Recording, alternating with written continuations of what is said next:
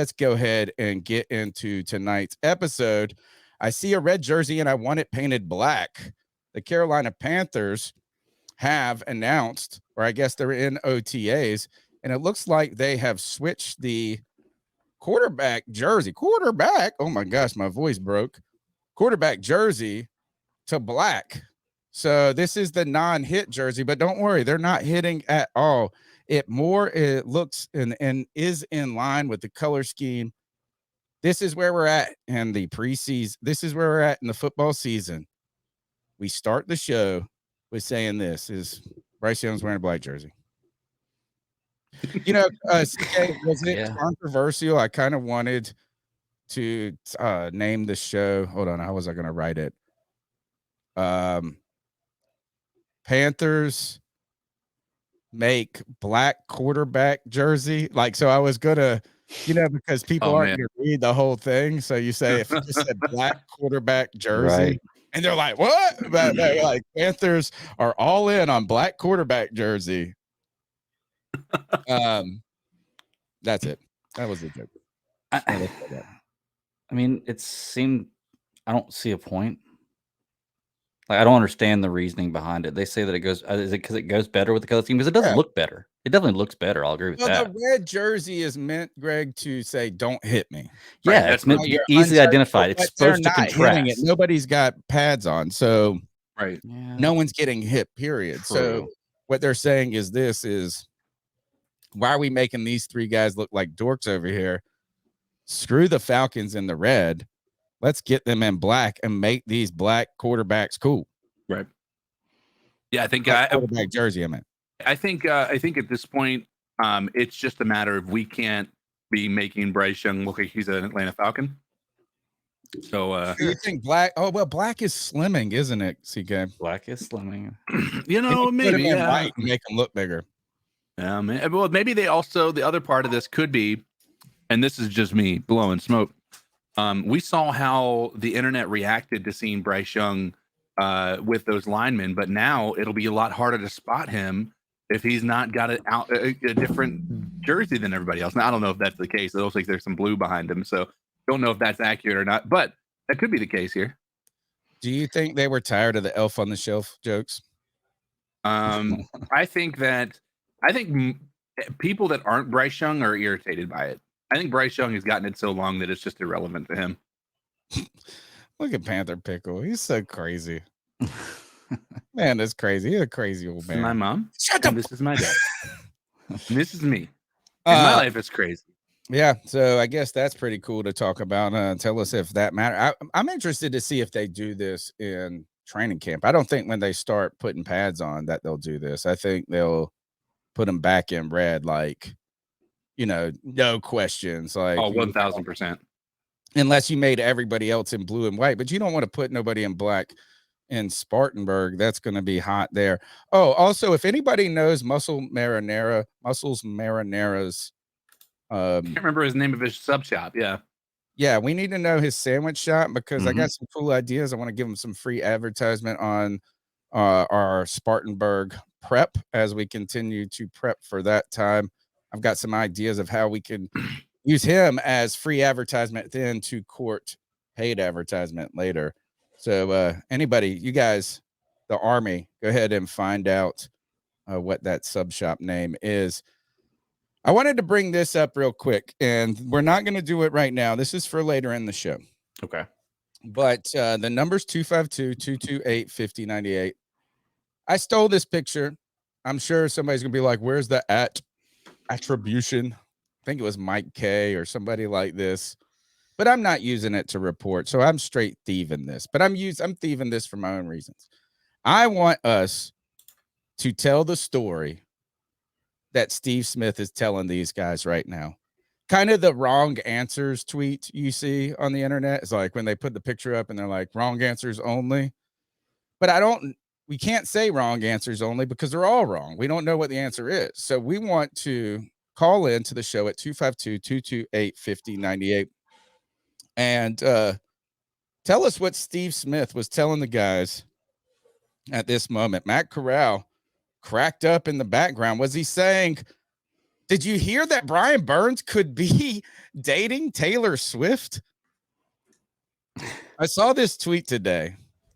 It says now, and I did not track anything after this because I was like, this is exactly what I needed today. I text my son. My son does not care about anything that I care about. Nothing. Like, it's like, so he is the least interested in the Carolina Panthers that you could be interested in. He doesn't even love my ECU Pirates. They're his second favorite team. He likes the Georgia Bulldogs like his grandparents do. But he loves some Taylor Swift. I sent him a message and I said, how's it feel to have your girlfriend stolen by Brian Burns? And then I didn't, and he actually talked to me today about it. And then he thought I was dumb. He also thought, Dad, this is the stupidest shit you've ever talked to me about. Obi, the Panthers fan in Texas, says NFL All-Star, unnamed, but puts a picture of Brian Burns up, and newly single Grammy Award winner Taylor Swift are now reportedly dating. Was Steve Smith saying, holy shit, did you hear that Brian Burns is dating Taylor Swift? Could he have been saying that? Or was he saying, holy shit, did you hear that you could fast for 40 days on just water? Today, I learned that Russell Okung, who we know has been shedding weight like crazy, he's on this crazy spiritual journey at this point. Not crazy, I shouldn't say crazy. He's on a spiritual journey. This mug went on a 40-day fast of water only. Wow. I didn't know you could survive 40 days without eating.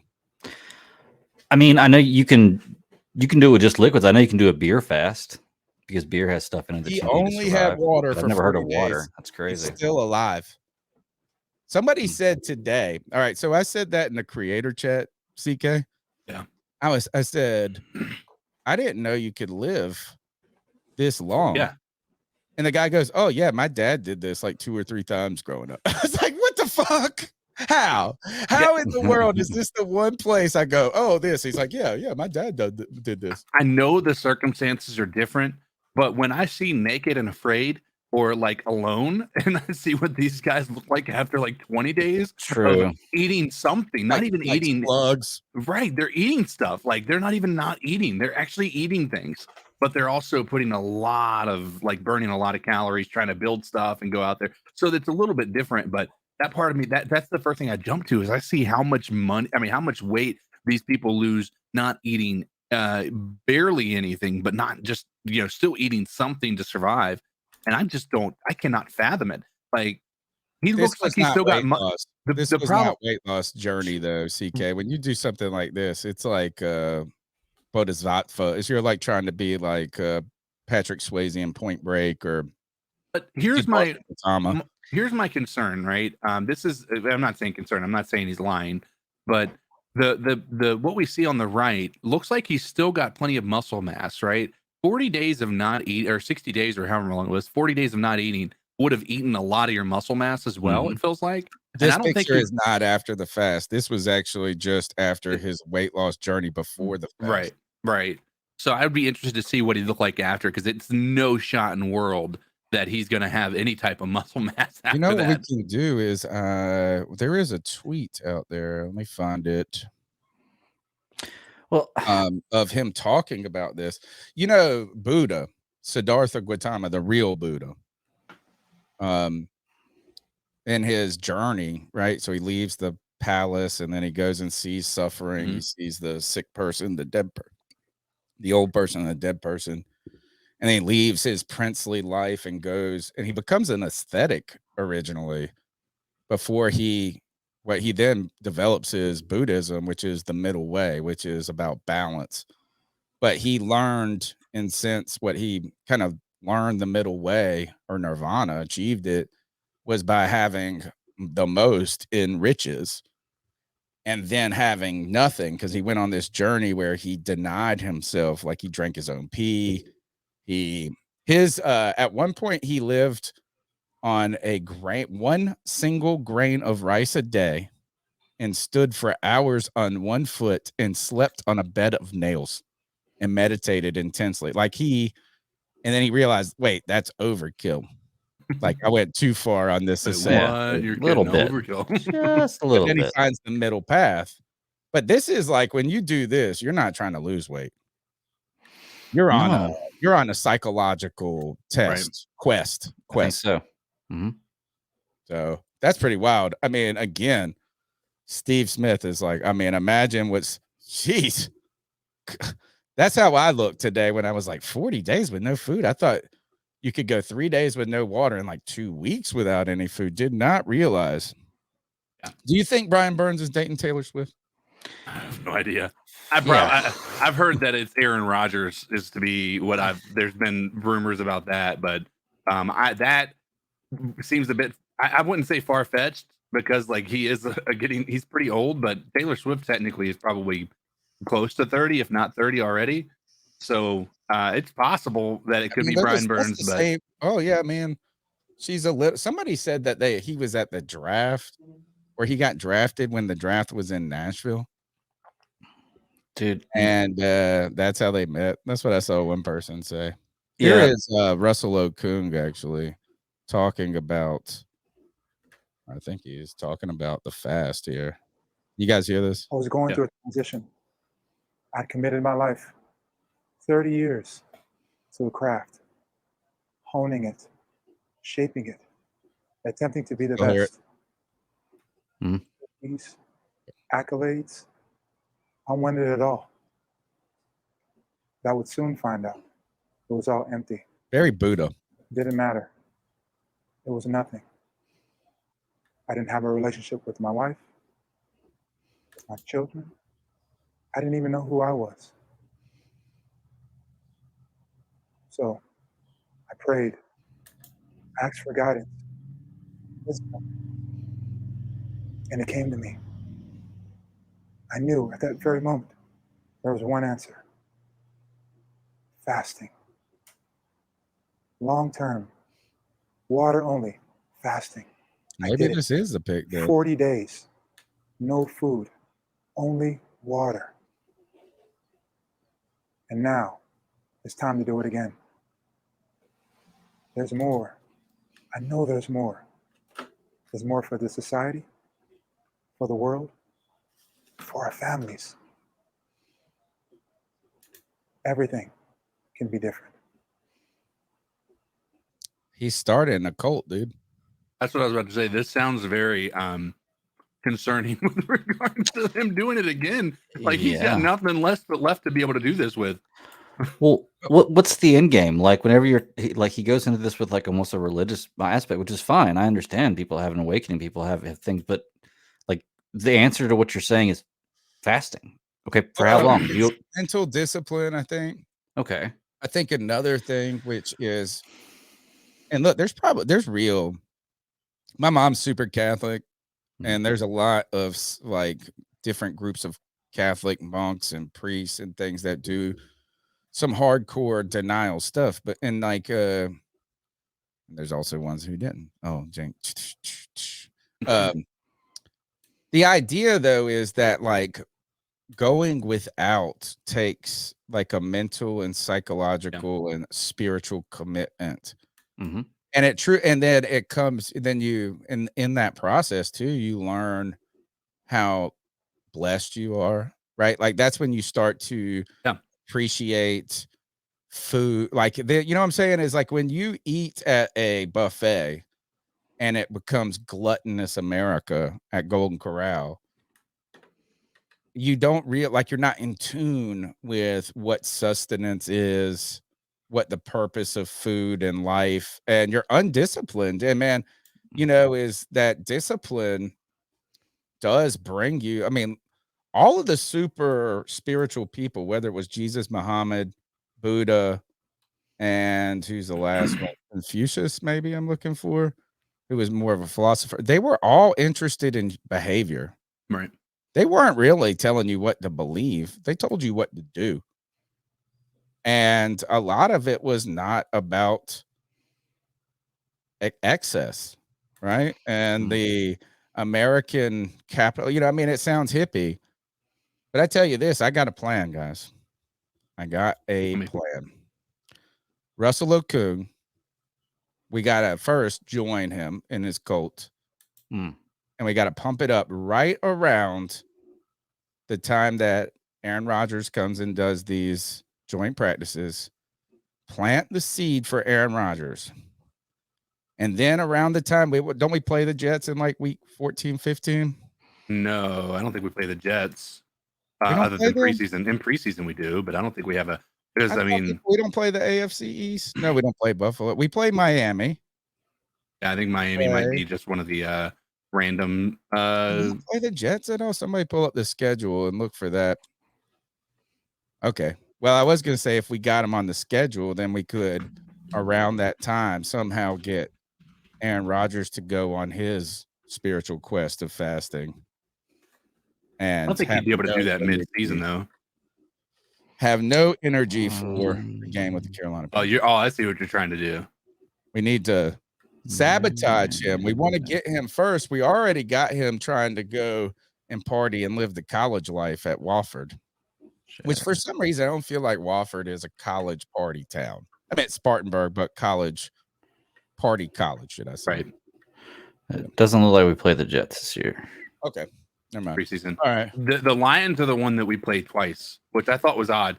I don't remember the last time I saw us play the Lions in preseason or anybody in preseason and in the regular season. So that's going to be an interesting thing we can maybe have a conversation about. You know, the thing that irritates me is, we all, and I guess I'm a low hanging fruit joke guy on the internet too. I'll go after the easy joke. But one of the things that people love to say is anytime Okung is doing anything, they're like, all that money he lost with Bitcoin.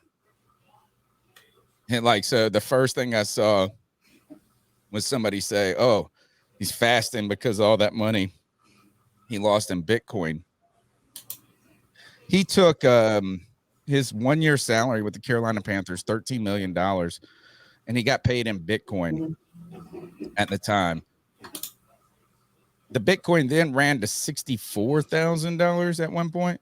He might have sold it then. Could have. Yeah. Could have taken some off the table. But I calculated this at the time. I think I read a story on it for CarolinaCatChronicles.com, and that was that Okung bought it. He got paid when it was worth $24,000 a Bitcoin. So people want to talk about Bitcoin tanking.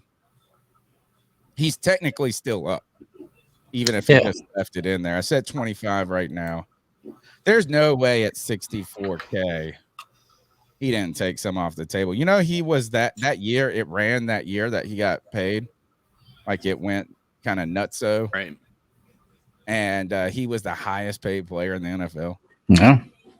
If you counted what Bitcoin was worth. I saw somebody today, we were talking in the creator chat, CK, they said Dogecoin got to 70 cents.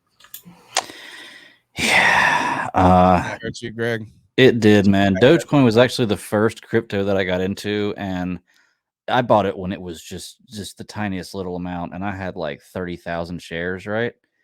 And I just got tired of holding it. It was so cheap. Just got tired of holding it, and I sold it 2 days before it exploded. Before Elon Musk flipped the market. Yeah, 2 days before it exploded. Well, it's crushed. It's crushed now. I got up there. It's at 6 cents or something. Yeah, it's crushed now. But I would have sold then easily, How did CK? How did Elon Musk get away with that shit?